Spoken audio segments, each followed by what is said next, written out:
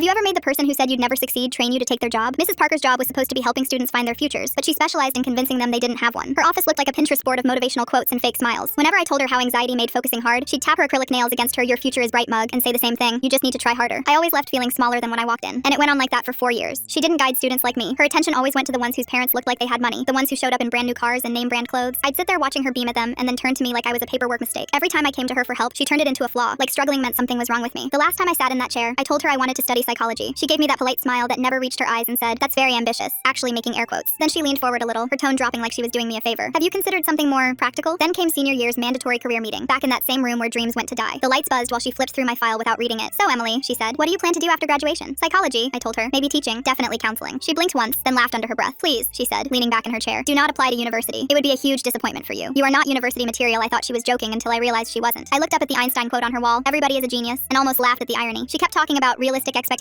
and setting yourself up for success, but I'd already checked out. I muttered something polite and left, and for 9 years, I believed her. I threw away every college brochure and told myself I was being practical, living within my limits. I worked at Target, then a diner off Route 9, pretending I was fine. Every time I thought about trying again, her voice came back: "You'll be a disappointment." Then one Tuesday night, everything changed. A woman came into the diner, professor type, red pen behind her ear. She ordered decaf and pie and stayed for hours grading. When she finally paid, she smiled and said, "You know what's funny? I've been watching you handle 6 tables, remember every order, calculate change, and manage that nightmare family in booth 4. And here I am, struggling to grade junior psychology papers. My students could learn something from you." I laughed, because what else do you do when someone says something that kind? But she didn't laugh. "No, really," she said. "You've got the kind of intelligence they can't teach. Ever think about studying psychology?" I almost said it. I'm not university material. But instead, I told her what Mrs. Parker said 9 years ago. She looked me dead in the eye and said, "Bullshit. The only person who gets to decide what material you're made of is you." That night, I went home and filled out my first college application at 27. I applied to 3 universities and got into all of them. I picked the strongest psychology program, graduated magna cum laude, and went straight into my master's in behavioral psychology, specializing in student counseling. During my thesis, I published a paper on how counselor bias affects student outcomes. My main case study, a certain guidance counselor who told students they weren't university material. A few months later, while job hunting, I saw it. My old high school was hiring a guidance counselor, Mrs. Parker's position. I froze, staring at the posting, then clicked the staff page. She was still there, but marked for upcoming retirement. That's when it hit me. What if I was the one to replace her? What if she had to train me? I spent 3 days perfecting my application, rewriting every sentence until it was impossible to ignore. 2 weeks later, the principal called. They wanted to schedule an interview. "Just to confirm," I asked, trying to keep my voice steady, "the posting mentioned the current counselor would help with training?" "Oh yes," he said. "Mrs. Parker insisted on staying a week to properly orient her replacement. She's very dedicated." I bit my lip to hide the smile. "That sounds perfect," I said. "I'm sure she has strong opinions about student potential." That Monday, I walked into the same office I'd left years ago, feeling like a failure. The same motivational posters, the same plastic chairs, the same smell of perfume and burnt coffee. Mrs. Parker turned from the filing cabinet, and I watched the color drain from her face. "Emily," she said, "what are you doing here?" "Dr. Carter, actually," I said, setting my framed doctorate on the desk that would be mine by Friday. Funny story. Turns out I was university material after all. 3 degrees worth, actually. The school board loved my thesis about how guidance counselors who discourage students should probably find different careers. Her mouth opened and closed like a fish gasping for air. The silence in the room was thick enough to choke on. I sat down in her chair, my chair now, and pulled out a notepad. "So, Mrs. Parker," I said calmly, "why don't you show me which files are for the university material kids and which ones are for the disappointments? I want to make sure I throw yours in the trash." She lasted 2 days before calling in sick. Perfect. Time to undo everything she ever broke.